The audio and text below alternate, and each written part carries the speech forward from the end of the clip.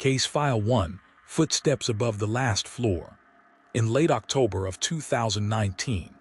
maintenance logs from the Northbridge Heights apartment complex in northern Ohio began recording a pattern of resident complaints that at first appeared routine, the kind that usually traced back to old pipes, raccoons, or poorly insulated ceilings. Yet over the course of 6 weeks, the reports grew steadily more specific, more synchronized, and more unsettling, all describing heavy footsteps pacing directly above the top-floor apartments. Despite the fact that above the 5th floor there was only a sealed concrete roof coated in gravel and antenna mounts, with no access except a locked maintenance hatch that had not been opened in years, according to building management. At first, the sounds were noted mostly after midnight, long dragging steps that crossed from one end of the building to the other, sometimes stopping abruptly as if whoever was walking had paused to stand still,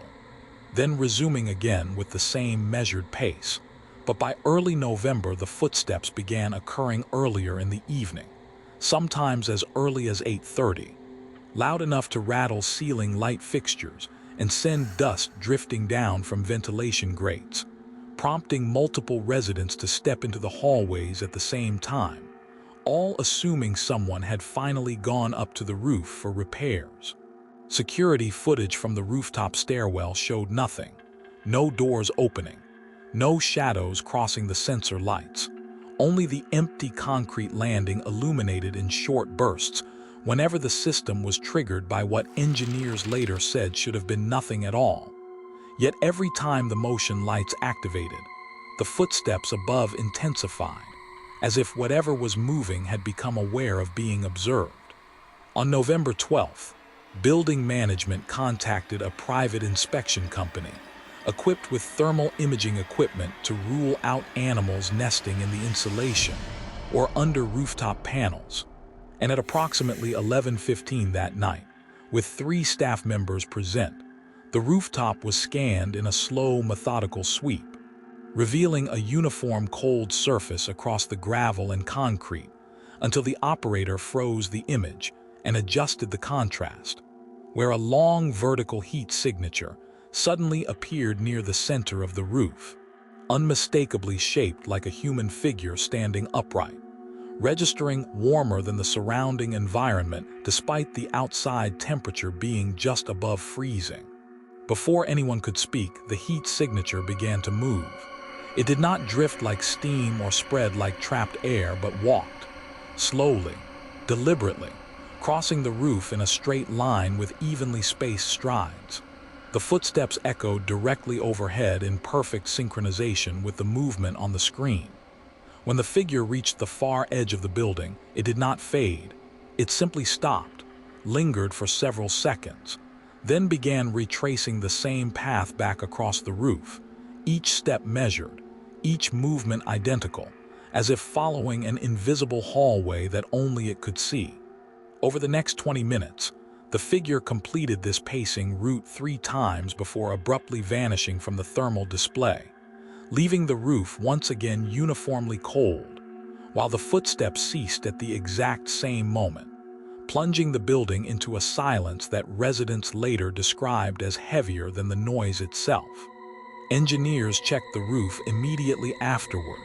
finding no footprints in the gravel, no disturbed debris, no warmth on the surface, and no signs of structural cavities where heat could be trapped. Yet when the thermal scans were reviewed frame by frame, they revealed something previously unnoticed: a second smaller heat signature trailing several feet behind the first, faint but consistent, moving at the same pace, stopping whenever the larger figure stopped, as if following.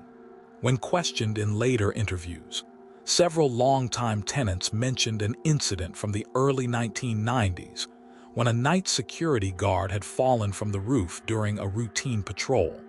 though official records listed the death as accidental, stating that he had likely tripped in the dark while checking antenna equipment.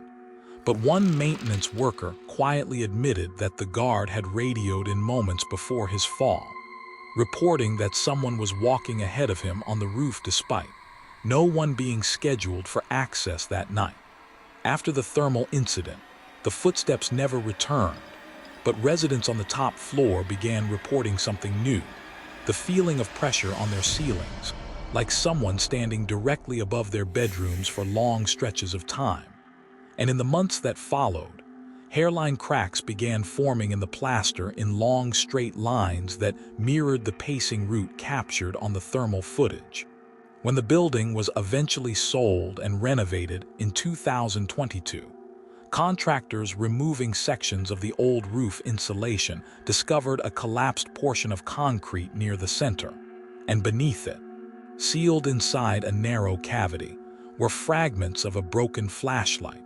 a rusted radio, and bones later confirmed to belong to the guard, who was officially recorded as having fallen off the building nearly 30 years earlier. There was no record of anyone ever recovering his body from the ground below. Case File 2, the call from the burned house. County emergency dispatch logs from rural Pennsylvania show that on the night of February 17, 2021, at approximately 2:40 in the morning,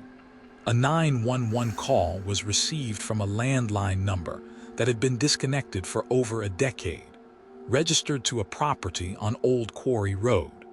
a house that had burned to its foundation in a fast-moving electrical fire 12 years earlier, killing a family of 4 and leading to the land being condemned and fenced off due to unstable ground and lingering debris. The dispatcher initially assumed the system had misrouted the call, or that someone was using outdated address information. Yet the caller remained on the line in near total silence for several seconds before a voice finally emerged, barely above a whisper, breathy and strained, slowly repeating the current date in full, February 17, 2021, over and over again with long pauses in between, as though struggling to remember it, or trying to confirm it was real. When officers were sent to the location, they found the lot exactly as it had been for years: an overgrown rectangle of scorched earth and collapsed foundation stones, surrounded by a leaning wire fence with faded warning signs. No power lines running to the property, no standing structure, and no visible person anywhere on or near the site. Yet dispatch records showed the call still active, with faint static and shallow breathing audible through the open line. Body camera footage captured as officers stepped carefully over charred beams and melted glass revealed a sudden drop in ambient temperature, their breath becoming visible despite the mild winter night, and a low rhythmic sound resembling footsteps crunching softly on ash, circling them just outside the range of the camera lights, though every sweep of their flashlights showed only empty ground. At precisely 3 o'clock, the whispering resumed through the dispatcher's headset, this time adding additional details: the names of each family member who had died in the fire, followed by the phrase recorded multiple times in the transcript as "still burning," repeated slowly with unnatural calm. Fire department records later confirmed that during the original blaze in 2009, the trapped occupants had made several emergency calls from the same landline before the structure collapsed, though none of those recordings were ever released to the public due to their severity, and the final call had ended abruptly at exactly 3 o'clock in the morning when the line went dead. Back at the site, one officer noticed something emerging faintly in the darkness: patches of glowing orange scattered across the ground like dying embers. But when approached, they were revealed through thermal imaging to be localized heat spots in the exact outlines of rooms that no longer existed: the former living room, the hallway, the children's bedroom, the kitchen, each glowing as though fire still smoldered beneath the soil, despite no physical flames present. As the officers stood in the center of the ruined foundation, the sound of creaking wood echoed briefly, followed by a deep settling groan,